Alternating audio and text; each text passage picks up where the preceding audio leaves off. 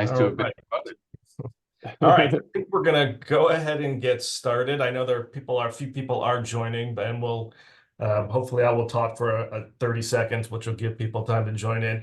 So my name is David Gottfried. I'm the director of the National Nanotechnology Coordinated Infrastructure. Welcome to another one of our webinars. This one on the topic of societal and ethical implications, and I'll let our moderator in a minute introduce the topic and the panelists. Just a word about future events, so both webinars as well as in-person workshops, all of those types of things. You can find those events on the NNCI website on our events page. You can also look at past webinars and recordings of this webinar and other webinars on our YouTube channel, which you can find by just looking up Google, just searching using your favorite search engine, NNCI and YouTube, and we should be the first hit. If you have questions for our panel, and I'm assuming this is how you want to do it, Jamie, if you have questions, please enter those in the Q&A box, and we will get to those either at the end or in the middle, however Jamie decides to handle it. So with that kind of rambling introduction, I will turn it over to my colleague, Jamie Wetmore. Thanks, David. Just real quick, I'm Jamie Wetmore. I am the Associate Director for Societal and Ethical Implications at the NNCI, and try to host a webinar on SEI a couple times a year. And excited about this one, so just making sure you're all in the right place. We are focused on philanthropic funding of scientific research. For me, it's, as I was going through grad school and even in my early days as a faculty member, it was hard for me to see beyond the US government, specifically the NSF, as being the source of funding for me. But there are lots of other funding sources and lots of different groups that are anxious to support and promote science and engineering research across the country. And so we're hoping that today's panel will give us some insights into how that all works. I'm going to just do brief introductions, and I'm going to ask each of our panelists to give a brief introduction. I then have a series of questions, so I'm going to be peppering them with questions, but if at any point, as David said, if you have some questions you'd like to ask, please put them in the chat. We're also going to try to save at least 15 to 20 minutes at the end for open questions. But I'm just going to say real quickly, we have Evan Michelson from the Sloan Foundation, Josh Greenberg, also from Sloan. We originally had scheduled Jane Flegel of Stripe, but unfortunately she's not able to join us. But we have a huge applause and thank you to Ian Philp from the Bernard and Ann Spitzer Charitable Trust, who at the last minute agreed to join us. So thank you so much, Ian. I might just ask each of you if you want to just sort of say 1 to 2 minutes about where you come from and the kind of projects perhaps that you fund and why, and then we'll get into sort of specific questions. So Evan, do you want to start that process? Sure. Hi, I'm Evan Michelson, Program Director here at the Sloan Foundation. I oversee 2 programs at Sloan. Our grants to the Sloan Digital Sky Survey, which is a large international astrophysics research consortium, and I spend most of my time leading our energy and environment grant making, where I've interacted with Ian before, and obviously Josh is one of my colleagues. I'm really happy to be here. My background is in science and technology policy. I did my Ph.D. in public administration, and some of my previous work was actually in nanotechnology policy. So nice to make the connection here. Thanks, Evan. Josh. I'm Josh Greenberg. I'm also a program director at the Alfred B. Sloan Foundation. I primarily focus on running the technology grants portfolio, which does not mean I run the foundation's technology. I'm very glad that this is a job where I'm not responsible for the website. I like to say my program funds socio-technical infrastructure for science. We're thinking not about any one particular discipline. We're thinking about the layers of enabling technology and practices that support scientific research more broadly. I also run the foundation's local New York City area grant making. And my academic background, I found my way into this. I actually have a Ph.D. in science and technology studies. I was a few years behind Jamie in the same program, so we go back. And I like to think that I do applied STS on a daily basis in my role at Sloan. Thanks, Josh. Ian. Great. Thanks, Jameson, and nice to be here. Ian Philp, I run the climate program at the Spitzer Trust in New York City. So the kind of core of our climate program is around climate innovation. We have a portion of our grant funding that goes to sort of lab to market translation, so helping people who have potentially breakthrough ideas turn them into companies. But another sort of big piece of our work is helping to translate science for policymakers and to queue up sort of conversation that will lead to more funding of scientific areas that are needed to better understand and solve the climate problem. And I can get into some of those and some of the work we've done in that in a bit. Thanks. Cool. Thank you, Ian. All right, I'm going to start off with a few sort of broad general questions, which you all are welcome to take where you like. But we'll start with sort of the broad question of why is it important in your minds for foundations, not just your foundation, but foundations in general, to support scientific research? I mean, maybe I'll start, and then obviously interested to hear what Ian and Josh say. We're all, Josh and Ian and I, we're all really interested in sort of the way that foundations work. So you'll probably hear hopefully complementary perspectives on this question. I've been interested in this. I've done some writing on the subject. For those of you that aren't familiar with sort of philanthropy and how it works, many foundations date back to the earliest ones, back to the late 1800s and early 1900s. They started out as a somewhat distinctive U.S. component to providing social goods. They've spread to other parts of the world. And you think about philanthropic funding for science, actually the earliest foundation that supported scientific research was a place called Research Corporation for Science Advancement that was founded in 1912 or something like that. And the arguments for why foundations should fund science take a few different angles and a few different approaches. These are not the only ones, but these are some of the main ones.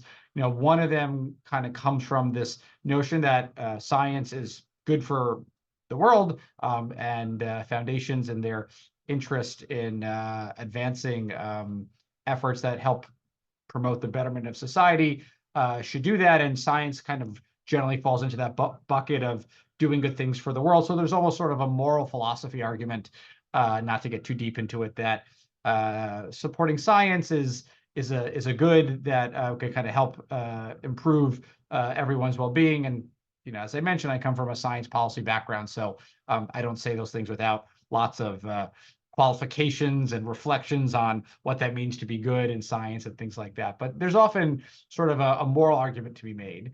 The main one that's usually made, especially in this day and age, and especially kind of in the post-World War II era, is very much an economic argument, right? That science often is done in a pre-competitive state, that it's a public good in the economic sense, right? That it can be shared more broadly, that no one entity kind of can control it necessarily. And that's one of the reasons why it's often underinvested in from the private sector. That's often, obviously, the rationale for why governments should support science, that it sort of helps everyone's well-being. And from an economic perspective, it's not going to be invested into the level that we necessarily need it to be, which is why government should support science. And that same argument is often applied to philanthropic support of science, this kind of economic notion of public goods, that philanthropies can help advance the research enterprise and promote a knowledge base that can be drawn on, for the betterment of society. Again, I say all that with the recognition that there are many complications and critiques of that perspective as well. The last thing I'll say, and then I'm interested to hear what Josh and Ian have to say as well. And again, this is very much looking at the landscape more broadly, and I'm sure we can all talk about our own unique perspectives. There's a big debate about how much philanthropic support is going for science. Some of us are involved in something called the Science Philanthropy Alliance, which is a group of science funders, and there have been attempts to quantify how much philanthropic dollars goes into science broadly. There are attempts to focus on specific topic areas like energy and climate, which is what Ian and I focus on. There is a new publicly available report out called the Science Philanthropy Indicators Report. I don't know if I got that exactly right, but there's some that just came out. And estimates kind of can vary widely, but there's some sense that if you account for all of philanthropy, very broadly defined, that perhaps about 40% of the total resources that go to research and development come from some sort of philanthropic means. Again, there's lots of debate about how to categorize that, and data is not ideal. I just raise that to say that often, as just to echo your point, Jamie, folks are interested in focusing on government roles in supporting research, and often philanthropy is not thought about very much. So there's been a push over the last few years to raise the profile of discussion about how funders can support science. So maybe I'll stop there, and interested in hearing what my colleagues have to say.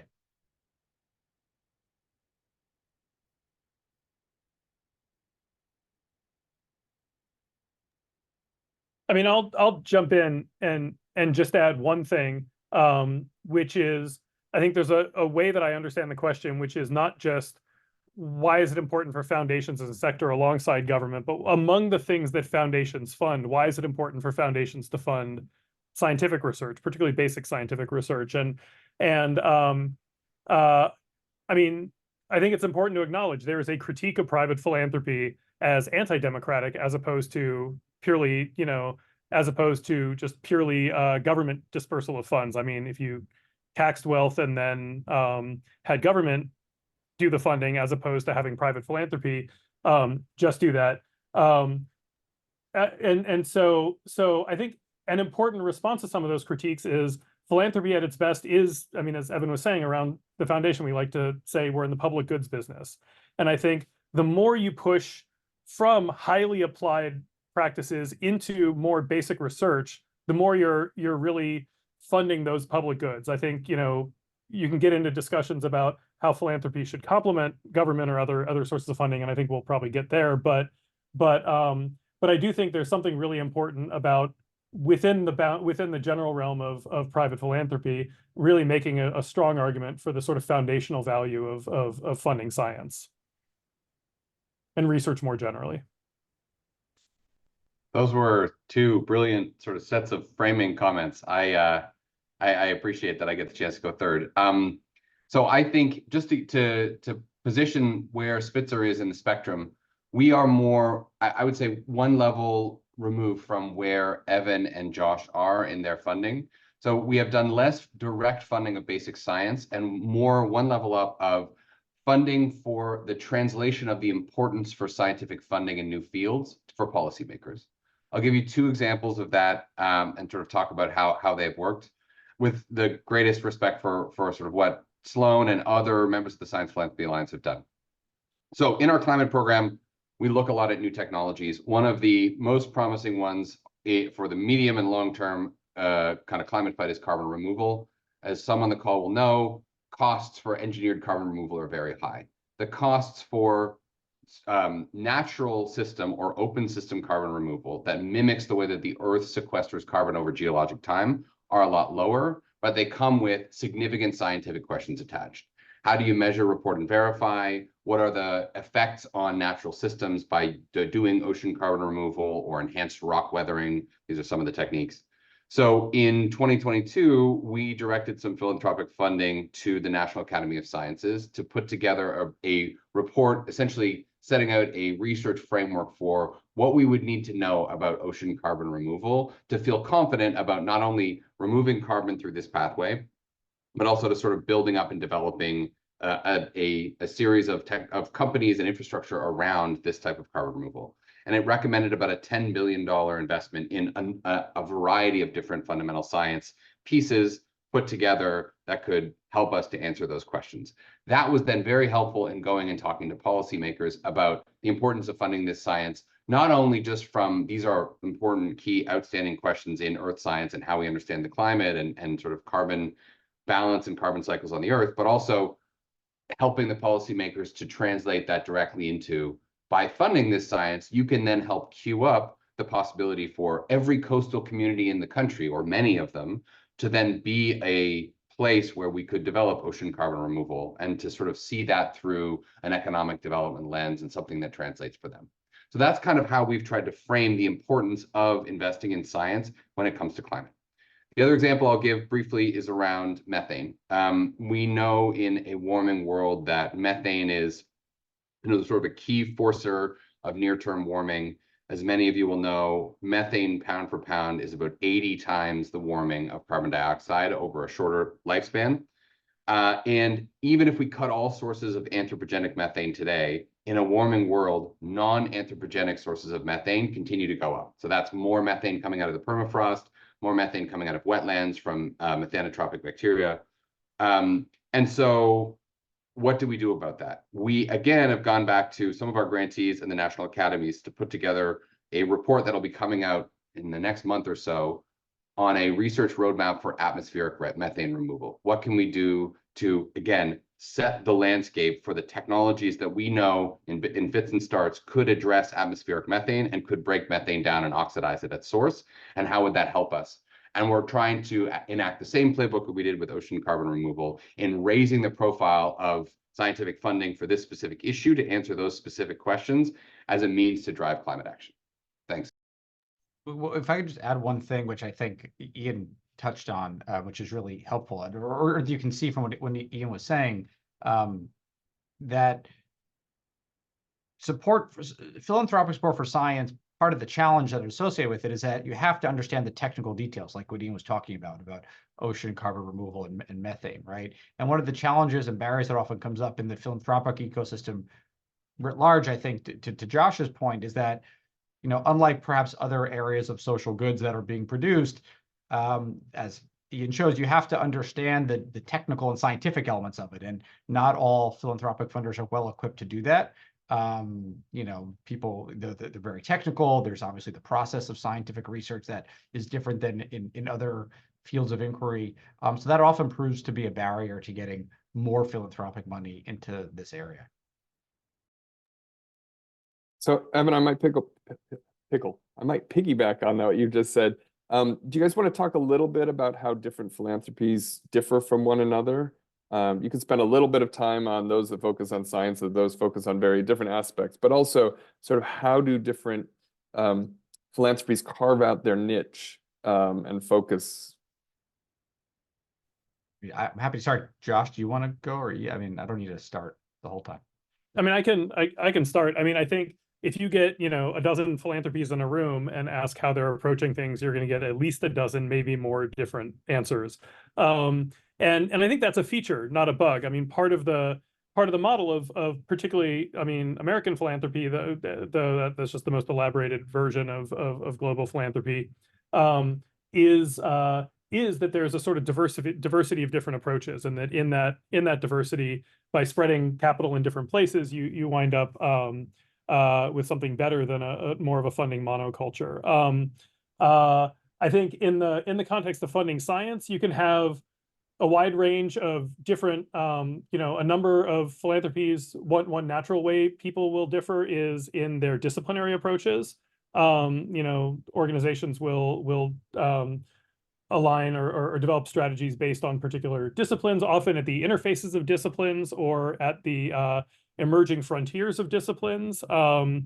They're also, I'm thinking of, there can be foundations that think about not just sort of question-driven work in a particular field of science, but also the sort of practice of science. You know, some foundations may, you know, my program foregrounds, like I said, sort of socio-technical infrastructure for science, and I'm not primarily focused on any one particular discipline. You can have some foundations that, or programs within foundations that lean hard into questions of who does science, who has access to science, and that can be questions of diversity and equity. It can also be questions of sort of the public's engagement with science.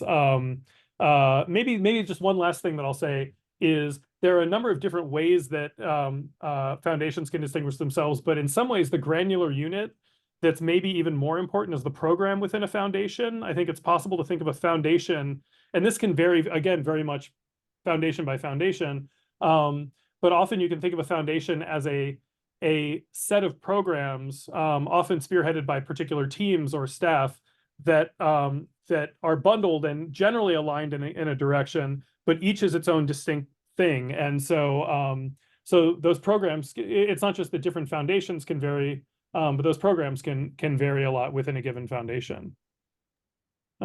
So Josh, that means if I learn how to work with you, then I need to learn everything over again when I work with Ian, and possibly even learn everything over again when I work with Evan, who just walked by your office. Is this right?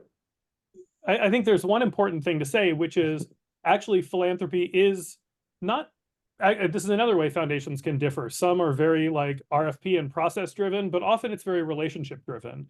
And I think that's an important piece of it. You may have different sort of processes, but the dynamic between the sort of staff at a philanthropic organization and the given PI or the given grant seeker can vary a lot. Actually, if I can throw one other thing out that occurred to me, that's another way that foundations differ. That's something I think we're seeing more is I think there's been a notion for a long time that the role of foundations is to make grants to grantees, to scientists who are within research institutions.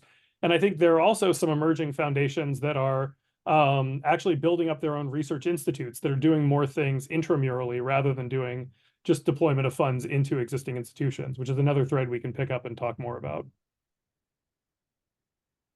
Can I just jump in on that? Josh, I think you hit the nail on the head there. Absolutely right. There's sort of this old saw that you learn early on in philanthropy. I've been working in philanthropy for about 3 years. I think Evan was one of the first people I spoke with when I joined. But you hear from a lot of folks, if you know one philanthropy, you know one philanthropy, which echoes what Josh said. They're all unique and creatures of, their board, whether it's a living donor or a multi-generational family, and how sort of the internal culture of the foundation has risen up. And that can be both liberating and kind of frustrating at times. I think what I have seen is that there are some philanthropies who have just decided they want to carve out a specific niche in the science landscape for themselves. I'm thinking of one philanthropy I know who has just decided that they're going to plant their flag in measurement, reporting, and verification around climate. So anything that is science related on MR&V for various climate technologies, they want to support that. And that is a reflection of their donor and where that person's sort of interests lie. And that's great. So that's sort of helpful if I come across folks where I'm speaking with people who are interested in that to know that to direct them that way if their interest is also in MR&V. Other foundations, I think, are more flexible. And I would say that Josh is right. The peer network in philanthropy is really important. Methane as a topic, to go back to that, really wasn't something that you heard a great deal about in philanthropic circles, even 3 or 4 years ago. I think there was a push by a foundation in the Bay Area called the High Tide Foundation that led to the Global Methane Hub and the Methane Pledge that happened at COP. And all of a sudden you have the Methane Hub that's raised a huge amount of money, some of which is going to fund science. They've created a sort of offshoot enteric fermentation accelerator, which they just announced in January, which is another $200 million pool of funding to do science specifically on reducing the enteric methane emissions of ruminant animals. But all of that grew from the network effect that Josh was talking about of philanthropists talking to each other, getting excited, and sort of trying to convince each other of the importance of specific topic areas. That's how I've seen it, at least. I think that's a great overview. I don't have anything to add to that. Cool. We've touched on this a little bit, but it's probably a good thing to sort of go over more specifically. The goals and approaches of foundations. Again, many of us in this room are used to government funding. How do the goals and approaches of foundations differ? I mean, maybe I can happy to start, and kind of echoes what Josh and Ian were saying, is that because each institution is set up very differently, and I kind of talk about it, that there's almost sort of an infinite degrees of freedom about how foundations can work in terms of what they focus on, how they source proposals, who they give to, when they give, all that kind of stuff, right? So there's a lot of variability there. I think many funders use similar strategic planning approaches. There probably aren't that many kinds of ways of developing ideas. A lot of us, when I worked to formalize our energy environment program, I went out, I interviewed a whole bunch of experts in the field. I talked to people in academia, government, and industry. I kind of reviewed our early stage grant making portfolio. I had a meeting of experts to inform that kind of perspective. As you can imagine, much philanthropic strategy setting does rely on expertise and people knowledgeable, especially in the scientific area. One of the things that Josh mentioned is that there are a really interesting set of emerging practices and institutional forms that are trying to bring in more of the public engagement component. There's an early push to bring in more participatory methods in strategy settings. I'll say that those still are probably few and far between, but you have more funders that are thinking along that way. But many use kind of typical strategic development planning processes to set up the strategic framework for their programs. As Ian said, a lot of it is also history and culture based, right? A lot does reflect the board of trustees, the board of directors, the donor, the nature of the resources that the foundation has from the from the principal that's providing the funds. And then, folks go out and use different approaches to source proposals. I kind of think of it in three buckets. A lot of times program directors like us will go out and invite proposals. There's a lot of benefit to that because, we're in the field, we read the journals, we go to the conferences, we talk to people, and, we have good sense of how our own programs are structured and how someone's potential research links to that. Of course, the downside is that we all have very limited networks, even if we try to keep them expansive, so you can't get to everyone. Some foundations take unsolicited letters of inquiry, and some don't for a variety of reasons. You can imagine how many inquiries foundations that do accept them get. I mean, it's a lot, and you usually can only consider a small number of them. Some do requests for proposals or requests for funding applications.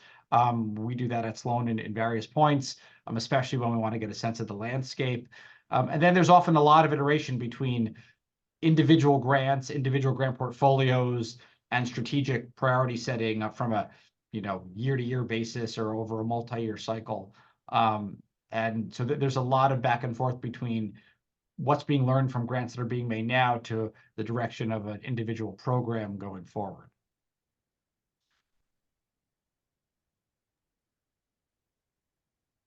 So as somebody out there thinking about diving into philanthropies, is my first step to gather up a bunch of strategic plans and look them over and see where my research fits? Or how do I start that process?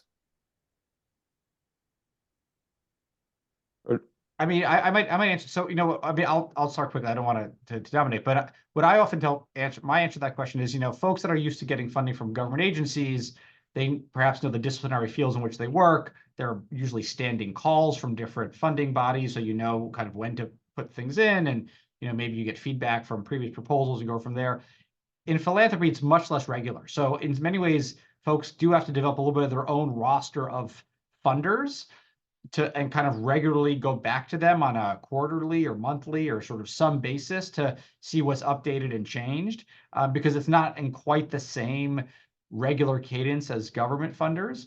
One of the challenges, admittedly, that there is sort of some work to be done at the outset, I think, to get a sense of that philanthropic landscape and look at their websites, see who their program directors are, see what meetings they go to, join listservs and newsletters and things like that. Many foundations have that information, see what previous grants they've made. So there is actually a fair amount of work to get on that, to get on the radar and to understand where there's a fit. On the other hand, many foundations usually, if there is a fit for something, can usually if they're interested, make grants perhaps much more quickly than federal agencies can. So there's a positive benefit to that. But there is kind of this ongoing seeking and searching that is helpful when you're looking for philanthropic funds.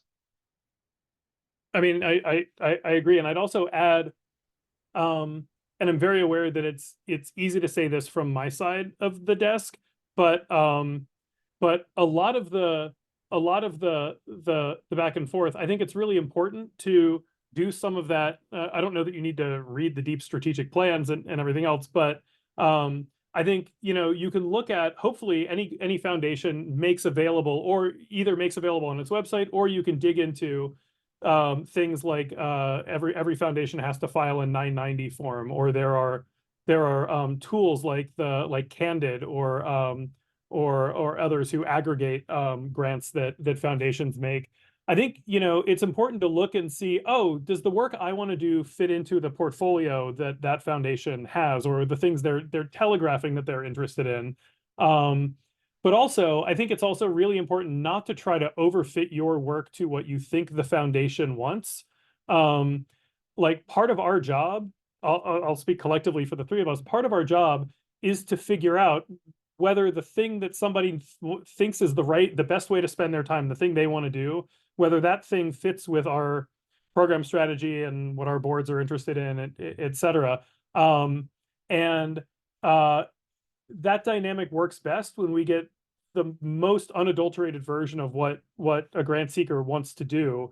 And then hopefully we can figure out pretty quickly, is there a match or not? It never really works out well when somebody tries to bend really hard to do what they think we want them to fund, they think we want to fund, rather than having a clear conviction about what they want to do and then figuring out where the right home for that is in the broad, diverse landscape of private philanthropy. And the only other thing that I'll just say, at the Sloan Foundation, on our website, we say we don't accept unsolicited proposals. We welcome letters of inquiry. And there's a really important point in that I think the best way to make initial contact, provided you can find someone's email address or you can get a hold of somebody, something that looks like a one-page high-level description of what the project is you want to do, that doesn't have a lot of heavy framing, that really gets to the meat of what do you want to do, what do you need money for, how much would it cost. That kind of a document is incredibly valuable both to me and also, as came up earlier, we all talk to each other, and there's chatter in the field. So it may well be that something comes to me, it's not a fit, but I know somebody else at another foundation, I can make a connection there. And so I think figuring out what is the minimum viable description of your project and make that into some sort of portable document that you can send to somebody. Often people will write and say, oh, can I have an initial conversation about a project? And there are times I'll do that, but very rarely. Our schedules don't really permit that so much. So the first thing we'll ask is, can you give me a one-pager? Can you give me some sort of a description of what you want to do? And that's usually the best way to start a conversation.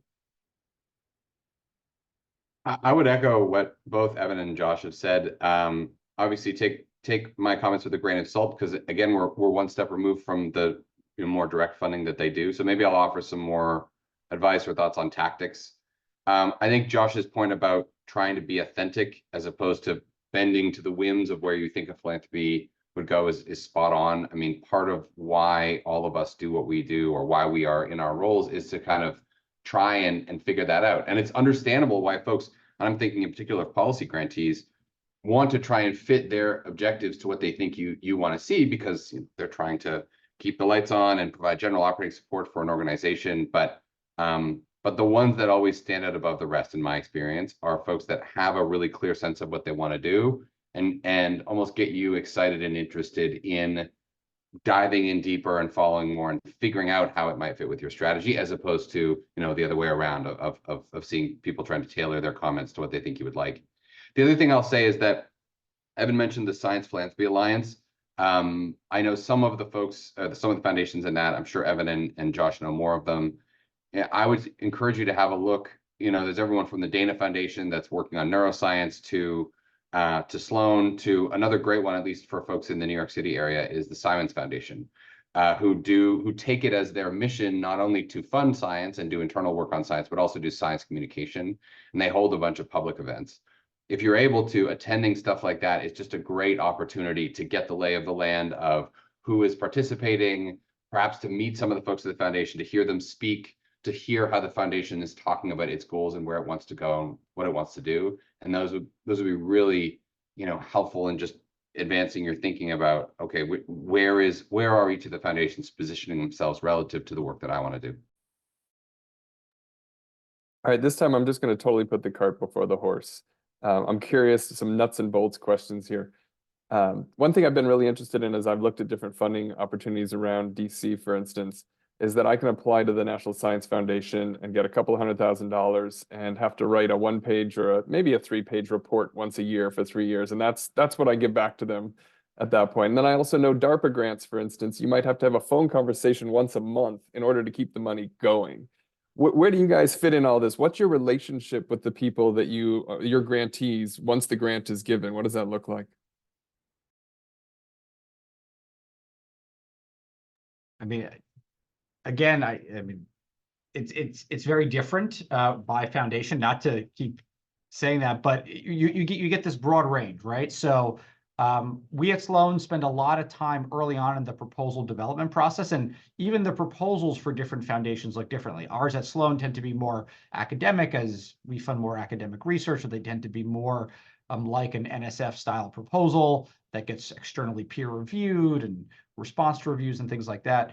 But we spend a lot of time up front sort of confirming that the proposed project and how it's structured makes a lot of sense. And then if it gets funded, as we all typically tell our grantees, we're happy to talk to them and engage them and interact with them. And obviously, we're very interested in the work that they're doing. But we really want the work to be led by the researchers and come up with the independent research scientific results that the researchers think is most important and valuable. So we're here to provide advice and input, and we're regularly in touch with our grantees. They have to prepare annual reports, so we'll usually talk to them during that period. We're always available to answer questions and things like that. But in the conduct of work, we really want that to be independent from us at the Sloan Foundations. In some places, especially perhaps in more applied funding, there's more regular interaction with the philanthropic funder. I'll say for most of us, we all have pretty small staffs and pretty busy schedules. So, there's not a whole bandwidth that we have to really be deeply involved in specific projects. And what I'll say is that, when someone does have an opportunity to interact with the foundation, whether it's as writing a proposal, maybe reviewing a proposal, or to Josh's point, maybe you wrote a letter of inquiry and there's an interest in following up, it's really important to follow that through all the way. And I'm sure we all have experience, and I do, where maybe you've reached out to someone to write a review and they don't write it, or they don't come through, or they don't kind of follow through. As Josh said, we all kind of are in conversation with one another. So, if I have a good experience with someone, but perhaps a potential project doesn't fit, I'm looking for other opportunities for them to get funding over a long period of time. And I often will share ideas and letters of inquiry with other funders, and that can work out as well. So you have to take advantage of those opportunities. And again, getting a sense of how different foundations operate is part of that process of getting a sense of how each one is different and unique. I mean, I would just add that, you describe a continuum from, say, NSF to DARPA. One thing that I think is important is on the DARPA side, the program manager is literally managing a program. It's very much intended to be much more hands-on, much more like short cycle, and like pulling a portfolio together to achieve a particular end, and it's very hands-on. I think you can see a range of approaches across different philanthropic organizations. At Sloan, we like, as Evan said, are much more on the NSF side of things. I do think there's also an important point. I mean, this is maybe even more in the weeds, but I'll just throw this out because these are useful terms to know if you're in conversation with a private funder, that there are different mechanisms by which a private philanthropy can actually give you money. There can be a gift, which is a gift of money that then is hands off. There's no reporting requirement. It's a one-way flow of money.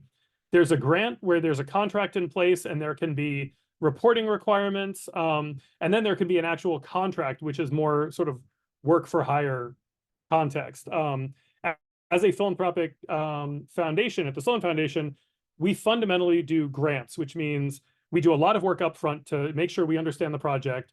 We get something over the finish line, get it approved by our board. And then there's a signed grant agreement in place. And then we don't actually have that much direct leverage or we in fact, we're not supposed to be very hands-on in managing that grant. It's the grantee's job to do the work. We, in particular, will ask for if it's a multi-year grant or releasing additional payments, we'll ask for a report in order to understand that the money's being spent and it's being effective. But depending on the structure of the actual disbursement of the legal arrangement with the foundation, it can take one of those different forms. I don't have much to add here. The only thing I'll say is that one of the features of our roles is to be responsive to our board. So the degree to which that communication is going to happen is sometimes on a regular cadence, and sometimes the board member will be like, hey, can you give me a summary of everything we're doing on carbon removal and the science we're supporting? And that has to happen right away. And so helping your program officer in the foundation to fulfill their role and satisfy their principles is also going to be really helpful for you. And the communication, the cadence will vary widely based on that. Yeah, I mean, to Ian's point, I think you'll find across the board, whatever foundation you talk to, program staff are deeply committed to the success of their grantees and to the community as a whole, right? Not just the folks that they're funding, but to the well-being, as Josh said, of sort of that area of work that they're working, even if they can't fund a specific proposal or specific project. And the extent to which there's kind of an interest in making sure that sort of ecosystem works well, that's usually ingrained in almost every program director I've come across who's doing this work. Thank you, everyone. We are officially open for questions from the audience. I don't think I've seen any yet, but I can certainly continue to ask questions for the next hour, but we only have 15 more minutes. So if anybody has questions that they want to submit, that would be great. I will ask a long open-ended question to all of you, and we'll see if some questions come in. But I'm just curious if there's sort of general trends. Are there new ideas popping up in this science philanthropy landscape? Are there new things happening, things we should be aware of? Exciting things that are getting all of you excited?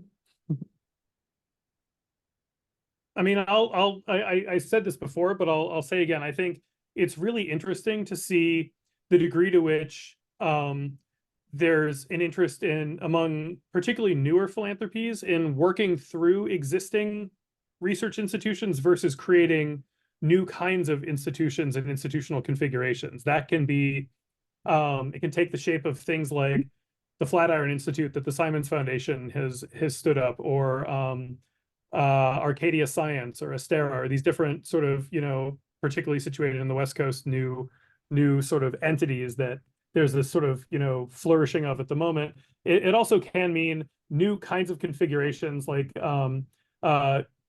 Schmidt Futures and others had been very interested in the notion of focused research organizations, the idea of something that looks like a startup but is intended to do more basic research or invest in some sort of a public good with a defined sunset time period. I think there's an experimentation with institutional structures and organizational structures that's interesting to watch unfold right now. And just to add to Josh's point, the past 5 years or so, I've seen this kind of interesting explosion of new institutional forms, new grant-making forms, work done in-house. There's sort of new discussions around process, discussions about randomization of grant awards, if that's a positive to kind of avoid the biases inherent in peer review, if there's, there are negatives associated with it, different forms of review, participatory community engagement as part of review processes. There's a lot of debate in the field that's happening right now that's kind of changing the ecosystem that we're all working in.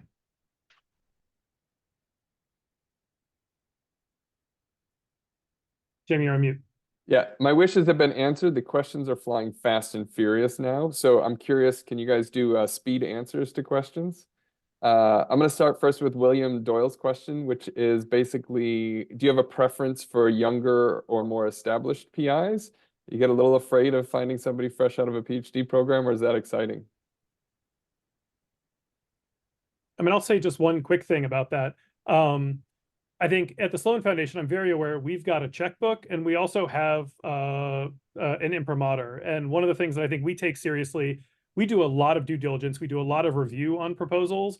And I think one of the things that we take a lot of satisfaction in is finding earlier career people who reach out to us with a really interesting idea.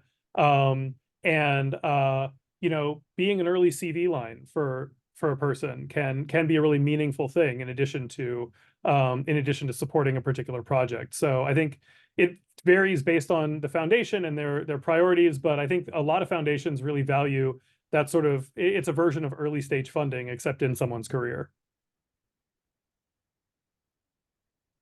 Another theme we're having in the questions is the relationship between philanthropies and global projects and international non-American citizens. So there's certainly restrictions on a number of ways that non-Americans can tap into the US government funding.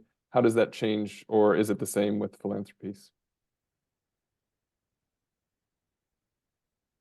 I mean, I don't know how much any of us do global funding. Many science funders do global funding, so there are lots of resources that go globally. You know, the Kavli Foundation has historically funded a series of institutes around nanoscience and neuroscience and astronomy that are global. You have other foundations that are global. Some of them, you know, on the other hand, might be more national.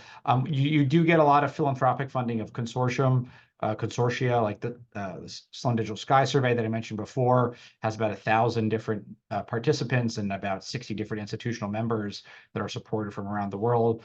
So yes, foundations can give money globally, and you know, some do if that's in scope, and some, you know, might be more domestic if that's part of their strategic focus. I'm not as well placed to speak to this, but one example I can think of is something called the World Climate Research Program, WCRP. So philanthropy can support that as like kind of a vehicle for research on climate and climate modeling, climate impacts that is happening globally, and that's kind of, that becomes the container through which it's filtered.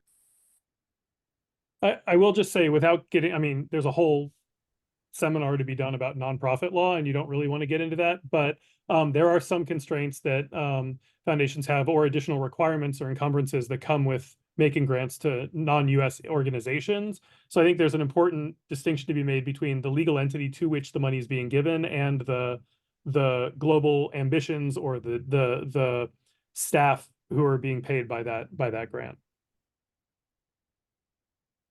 We have a question on the sort of project scale and scope that foundations support. I'm sort of thinking through mine. I think I've been part of everything from doctoral dissertation improvement grants, which right now are at like 25K through the NSF. And the grant that's funding this project right now is 10 years, $17 million a year, 28 different universities or 27 different universities. Anywhere on that spectrum that you all are comfortable playing or talking about other philanthropies engaging in? Yeah, I mean, I think you get very similar ranges. Again, it depends upon the budgets of individual foundations and programs. You know, you'll have your grants that are in the handful of tens of thousand range, 25K, 50K, 100K to maybe start work, initiate work, hold a workshop, you know, complete doctoral research.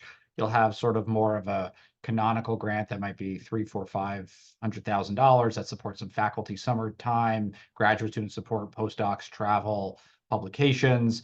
You might have larger multi-institution collaborations that might be, you know, 800,000 or $1 million. Some foundations might give more. You know, some of the larger foundations have the resources to give, you know, tens of $1 million in grants over some multi-year period. You know, I think most are in the hundreds of thousands of dollars, especially for research, but there's a pretty big variance there.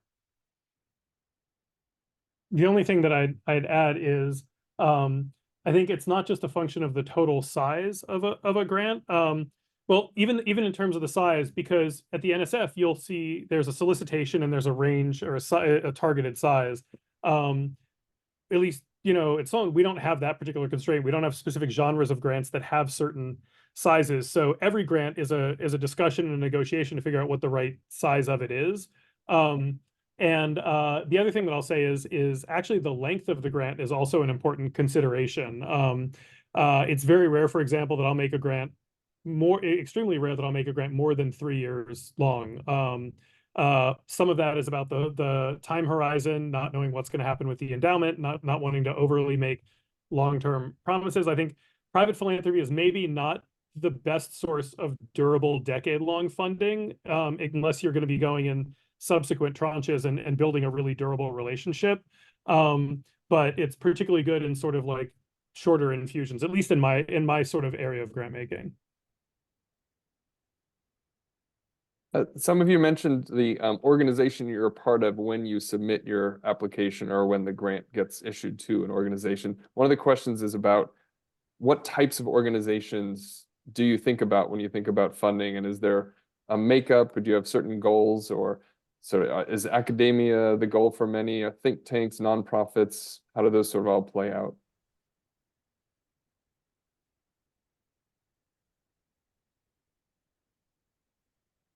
Well, I mean, for foundations like ours, where we fund academic research, where it's mostly universities, and funding university research is different than funding research even at independent think tanks. And I know Ian does more of that and funds more nonprofits probably than we do at Sloan.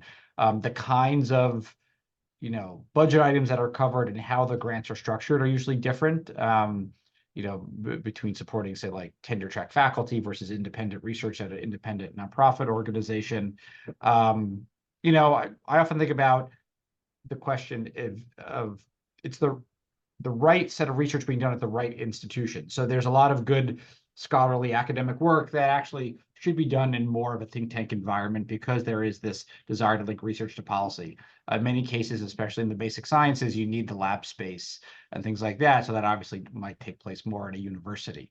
But I think part of it depends on what questions are being asked and how the project can appropriately be implemented, depending upon where it's situated. I also know that, I mean, that to jump in again, but I know some of Josh's grantees, there are these things called fiscal sponsors, which are a little bit unusual to folks, where they might house individual smaller scale projects that might be actually taking place at a university or an independent organization, but the fiscal sponsors help these organizations that are generally a little smaller to receive funding from foundations. And that's another avenue for providing support. We're down to 5 minutes, so I'm gonna ask 2 questions. You guys can divvy it up how you want to answer quickly. But one of the questions is about the values of the philanthropy and how that impacts a grantee. So, for instance, would a grantee be at liberty to report a finding that undercuts the claim that a philanthropy is advancing? And then a second, more nuts and bolts question, which is, who owns the scientific knowledge property with grant funding from all of you? I mean, I can take a first stab at these. I mean, the latter one first. In terms of who owns it, these are not work for hire grants. We do not claim ownership in any sense. Often we'll defer to the intellectual property policies of the grantee organization.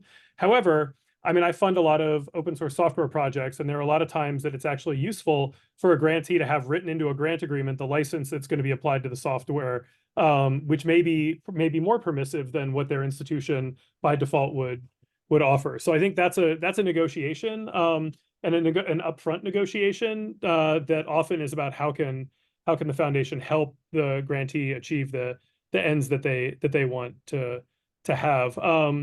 With regard to the values and would a grantee be at liberty to report a finding? I mean, once we made the grant, we don't have control over the grantee. We may ask, like the most extreme scenario would be we would ask to not be credited in, or acknowledged in something, but that's a request, not a legally binding thing necessarily. The one thing that I will say, and this is a kind of like soft power structure in philanthropy, if anything, the problem is often people trying really hard to stay on the foundation's good side, to not alienate us, because very often people want to ask for more money at some point in the future or preserve that as a possibility.